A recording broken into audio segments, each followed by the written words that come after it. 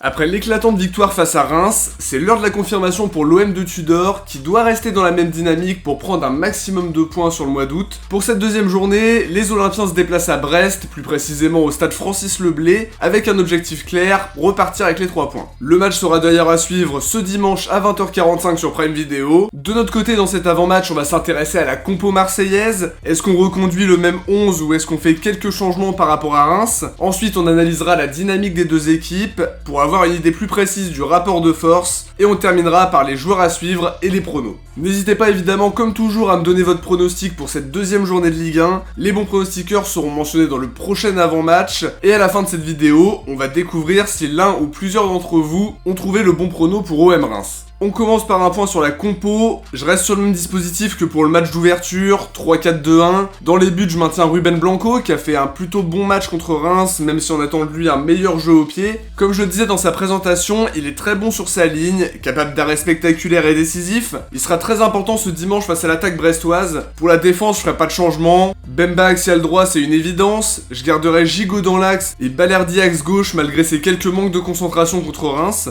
Pas de raison de changer les pistons, on reste sur Klose et Tavares qui ont été énormes le week-end dernier. Au milieu, je garde le duo Rongier-Guendouzi qui avait fait un travail monstre lors du dernier match, notamment à la récup. Un cran plus haut, je laisse Gerson titulaire même s'il n'a pas été le plus éclatant contre Reims. Il a toutes les qualités en tout cas pour être impactant dans ce système de jeu. J'ai envie de voir aussi ce que ça peut donner de mettre Payet d'entrée de jeu. Du coup, je laisserai Under sur le banc en le faisant entrer à la mi-temps en cas de difficulté ou à l'heure de jeu si notre animation offensive manque de différence et de tranchant. En pointe, malgré l'entrée plus que réussie de Luis Suarez, je garderai Milik d'entrée de jeu. Avec la qualité de centre des pistons, ça peut faire mouche, tout en sachant qu'il aime attirer les défenseurs pour libérer des espaces et jouer en point d'appui aussi. Et bien sûr, à côté de ça, Suarez pourra rentrer en cours de match. On entre dans l'analyse en commençant par le stade brestois. Les hommes de Der Zakarian sortent d'une défaite 3-2 contre Lens. Un match compliqué face à un Sotoka intenable qui s'est illustré par un triplé. C'est jamais facile de jouer les Lensois, ils sont plutôt solides défensivement, offensivement et savent faire la différence. Alors forcément pour le SB29 c'était pas vraiment le meilleur match pour débuter une saison. Lens a dominé, d'ailleurs Brest a pas tiré de la première période, et techniquement parlant ça manquait beaucoup de justesse côté breton. Au final le score reflète pas vraiment le match, Brest s'est montré en difficulté quasiment tout le match malgré la réduction du score dans un premier temps, puis le penalty obtenu par la suite. Pas la meilleure entrée en matière possible mais ça n'empêche qu'ils ont perdu que par un but d'écart alors que l'addition aurait pu être beaucoup plus salée. Pour ce premier match, Der Zakarian est parti sur un 4-4-2, Bizot au but, Brasier à gauche, Fadiga à droite qui sera absent d'ailleurs ce week-end sur blessure, Erel et Chardonnay en charnière, Belkebla Lesmelou dans l'entrejeu et Belaïli Honora sur les côtés. Devant il y avait un duo Cardona-Pereira à l'âge, et sur le banc aussi il y a quand même des joueurs assez intéressants. Alors je pense à Le Doiron qui a montré de très belles choses l'année dernière, Del Castillo qui peut faire très mal, Hugo Magnetti, Marseillais de naissance qui avait d'ailleurs joué à l'OM entre ses 6 et ses 9 ans. C'est pas top tier de Ligue 1 comme effectif, mais je trouve ça intéressant, et on sait aussi que Der Zakarian est capable de trouver les clés pour nous empêcher de déployer notre jeu, à nous d'être plus malins et de gagner la bataille tactique. Pour l'OM, on était revenu sur la très belle victoire contre Reims dans le débrief où on avait relevé pas mal de choses. Alors déjà, ce que j'ai beaucoup aimé, c'est le pressing, ça je l'attendais, et niveau intensité, j'ai pas été déçu. Ça permet de récupérer les ballons très haut et de vite se porter vers l'avant avec beaucoup de verticalité. Ça nécessite de gros efforts physiques et des joueurs qui ont du coffre mais aussi de la vivacité. Ce qu'on a vu face à Brest c'était très bien, on s'est montré très dangereux offensivement parlant. En première mi-temps on a même eu plusieurs occasions franches qui passent vraiment pas loin. Et pour le coup on aurait presque pu mener beaucoup plus largement dès la première mi-temps. Mais l'essentiel c'est la victoire et 3 buts d'écart c'est déjà énorme. Ce qui est intéressant à relever c'est aussi ces fameuses phases de temporisation qui permettent de casser le rythme avant d'accélérer d'un coup. Face à Brest, faudra revoir tout ça, le pressing haut, jeu très vertical, des pistons très libres et qui se positionnent haut en multipliant les allers-retours. On attendra aussi de la justesse technique, contre Reims on a été servi et faudra continuer comme ça, pas perdre de ballons proches de la surface comme on en a vu quelques-uns dimanche dernier, pour la plupart sans conséquence. Si l'équipe est aussi équilibrée que face à Reims, ce serait une très bonne nouvelle. La confiance est de notre côté après le 4-1, mais faut garder l'humilité, savoir ne pas s'enflammer, mais en même temps profiter de ce début canon en championnat. C'est très important pour apporter de la confiance dans un groupe qui a connu une prépa très difficile. En tout cas, si l'équipe reste sur la lignée de ce qu'elle a proposé dimanche dernier, ça devrait bien se passer pour ce premier déplacement de la saison. L'intensité sera très importante, notamment dans les duels qui nous ont permis de prendre l'ascendant dès les premières minutes contre Reims. Si on reproduit ça dimanche soir, c'est parfait. On passe aux joueurs à suivre, et côté brestois, je vais dire Youssef Belaïli. C'est typiquement le genre de joueur qui peut nous poser des problèmes. Il est capable de coups de génie et peut faire très mal avec les différences qu'il est capable de faire. Son match face à Lens Valence n'a pas été bon. Der Zakarian avait sous-entendu que certains joueurs semblaient absents sur la pelouse. Ça s'adressait probablement à Belaïli entre autres, puisqu'il aurait des problèmes extrasportifs qui le préoccupent. En tout cas, après cette première désillusion, je pense qu'il voudra prouver à son entraîneur qu'il peut être le leader offensif de cette équipe brestoise, et c'est pour ça que c'est lui mon joueur à suivre côté SB29.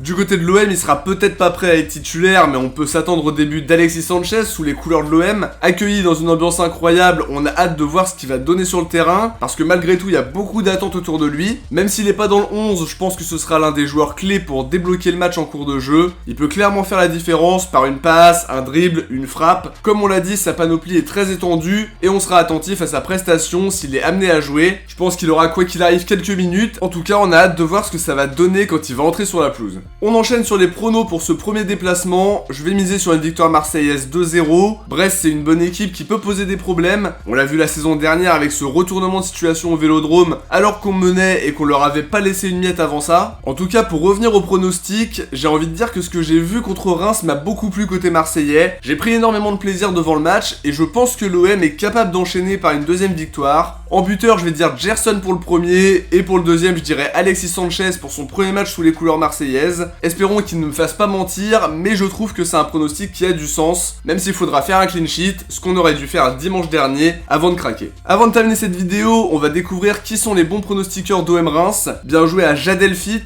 Ibrahima Amadouli, Anthony, TR Despirit, Balkissou Mazou, Steve Odberg, Pierrick Leff, Darmsam, Tarko Tarkovic et Elias le Marseillais qui ont trouvé le bon pronostic. N'oubliez pas de pronostiquer Brest-OM pour être mentionné dans le prochain avant-match si vous trouvez le score exact. De notre côté les amis, on arrive à la fin de cette analyse d'avant-match, j'espère que ça vous a plu. N'hésitez pas à liker et à vous abonner pour suivre l'actu de l'OM avec moi. On se retrouve très vite pour analyser Brest-OM en espérant une belle victoire pour confirmer. Bonne fin de semaine à tous, ciao, portez-vous bien et surtout allez l'OM.